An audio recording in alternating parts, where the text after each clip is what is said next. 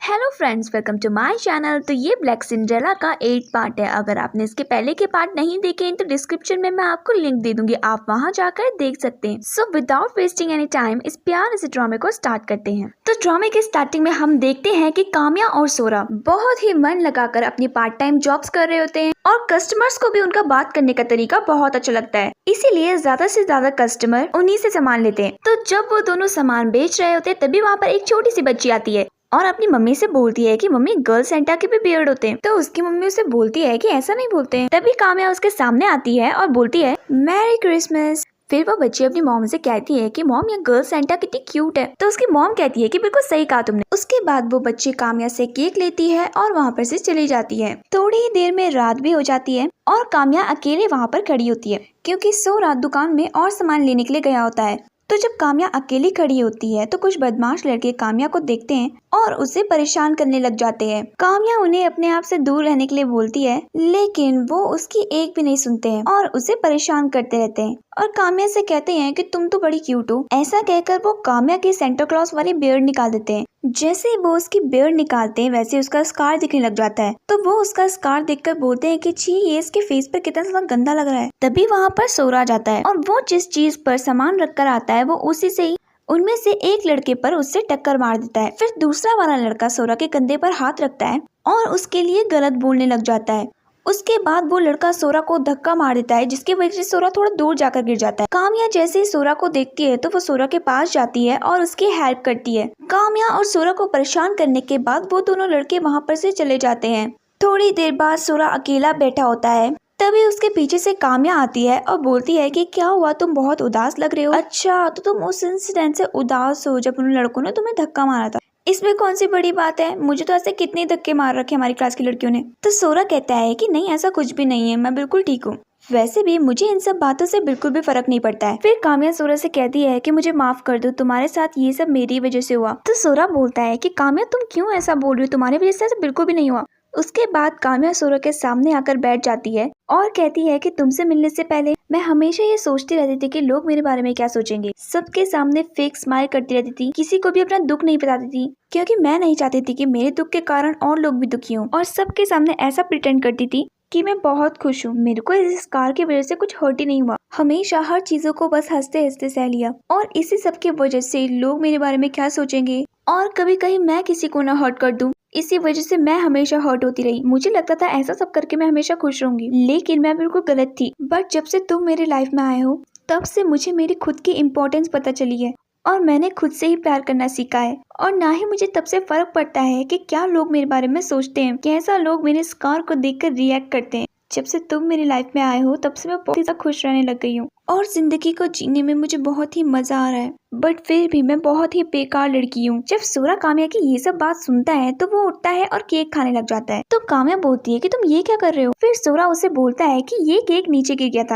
जिसके कारण शॉपकीपर ने मुझे फेंकने के लिए कहा था, लेकिन मैंने इसे फेंका नहीं और मैं इसे अपने साथ लेकर आ गया। फिर वो काम्या को भी वो केक खाने के लिए बोलता है। तो पहले काम्या मना करती है, लेकिन उसके बाद सोरा उसे जबरदस्ती वो केक खिला देता है। तो काम्या जैसे ही वो केक खाती है तो बोलती है कि वाह, ये केक तो बहुत ही ज्यादा टेस्टी है। अब मुझे समझ में आया कि हमारे सारे केक क्यों इतने जल्दी बिक गए। फिर सोरा कहता है कि मैं तुम्हें यही तो समझाना चाहता हूँ कि ये मैटर नहीं करता कि ये कैसा दिख रहा है, टेस्टी चीजों का टेस्ट अच्छा ही होता है। वैसे ही तुम कैसे दिखती हो ये मैटर नहीं करता, लेकिन तुम एक बहुत ही अच्छी लड़की हो, ये मैटर करता है। तो काम्या सोरा की बात सुनती है और रोने लग जाती है और उसे बहुत ही अच्छा लगता है क्योंकि पहली बार उसे किसी ने उसके स्कार के बेस पे नहीं बल्कि उसके बिहेवियर के बेस पर जज किया। फिर उसके बाद सोरा और वो बड़े ही मजे से केक खाते हैं और बहुत सारा अच्छा टाइम साथ पे स्पेंड करते हैं। फिर काम्या सोरा से कहती है कि इस बार का क्रिसमस मेरा बेस्ट क्रिसमस था, ये क्रिसमस मुझे वाकई याद रहेगा, मैं कभी भी इस दिन को भूलूंगी नहीं। दूसरी तरफ कीको बहुत ही उदास बैठा होता है और काम्या और सोरा के बारे में सोच रहा होता है। तभी उसके सामने यूरी आती है और वो बोलती है कि काम्या कितनी ज्यादा सिली है, उसका इंटरव्यू मुझे बहुत ही ज्यादा बोरिंग लगा, तुमने देखा उसका इंटरव्यू। तो कीको कहता है कि हाँ, मैंने उसका इंटरव्यू तो देखा, लेकिन मुझे उसका इंटरव्यू बिल्कुल भी बोरिंग नहीं लगा।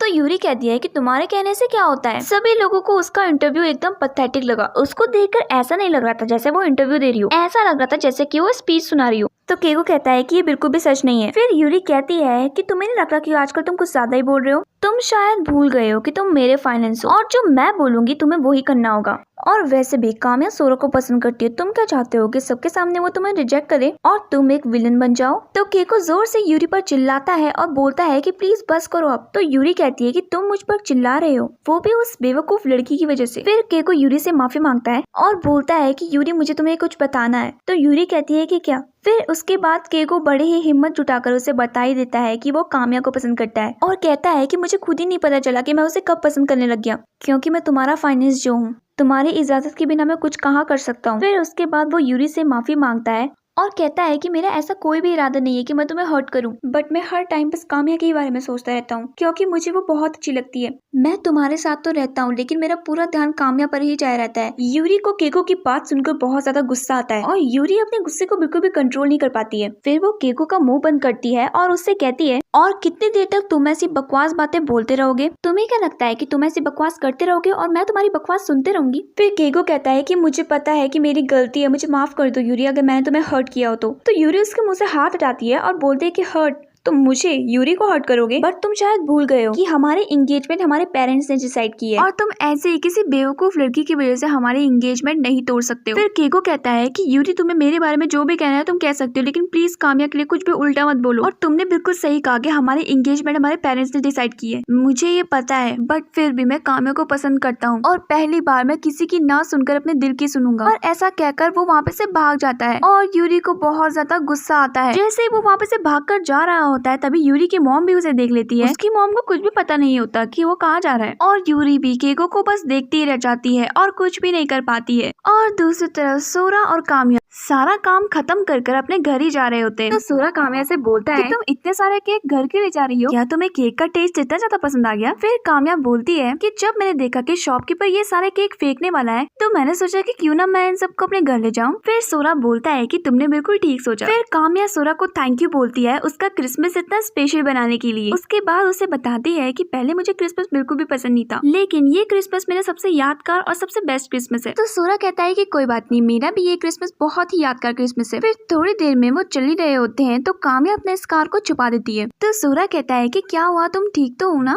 फिर काम्या बोलती है कि हाँ मैं ठीक हूँ, लेकिन ठंड के कारण स्कार पे थोड़ा सा दर्द हो रहा था। फिर जब वो ऐसे बोलती है तो थोड़ी देर में स्नो भी गिरने लग जाती है। काम्या स्नो को देखती है और बहुत ही ज्यादा खुश हो जाती है और फिर कहती है कि वाह मुझे स्नो बहुत ही ज्यादा पसंद है, आज का दिन तो वाकई में बहुत ही ज्यादा अच्छा है। उसके बाद सोरा काम्या को देखकर स्माइल करता है और कहता है कि स्नो तो मुझे भी बहुत ज्यादा पसंद है। और फिर उसके पास आता है और उसके गाल पे हाथ रखकर उसके स्कार को छुपा देता है और फिर बोलता है कि क्या अभी भी स्कार पर दर्द हो रहा है? जब सोरा ऐसा करता है तो काम्या बहुत ही ज्यादा नर्वस हो जाती है और उसे कुछ भी समझ में नहीं आता है कि सोरा ये क्या कर रहा है। फिर काम्या कहती है कि नहीं। उसके बाद सोरा काम्या से कहता है कि मुझे ऐसा लगता है कि मैं तुम्हें पसंद करता हूँ। और इसी तरीके से सोरा बिना कुछ सोचे समझे काम्या को अपने दिल की बात बता लेता है। काम्या जैसे सोरा की ये बात सुनती है तो वो बहुत ज्यादा शॉक हो जाती है, क्योंकि उसे कभी भी नहीं लगता था कि जो लड़का उसे इतना ज्यादा चिढ़ाता है और इतना ज्यादा कूल है वो उसे पसंद करेगा। और वो बहुत ही ज्यादा नर्वस हो जाती है। वो कुछ देर तक तो बिल्कुल शांत खड़ी होती है और कुछ बोलती नहीं है। जब सोरा काम्या को प्रपोज करता है तो उनकी बातें कुछ ही दूर से केगो सुन लेता है और जैसे ही वो ये सब सुनता है तो वो बहुत ही ज्यादा उदास हो जाता है। थोड़ी देर में काम्या सोरा से कहती है, क्या इसे ही प्रपोज कहते हैं? इसका मतलब कि तुमने मुझे अभी प्रपोज किया? सोरा कहता है कि हाँ तुम ये भी कह सकती हो। काम्या बोलती है कि मुझे नहीं लगता कि मैं अभी इन सब चीजों के लिए रेडी हूँ और मैं कितने बेवकूफ सी भी हूँ,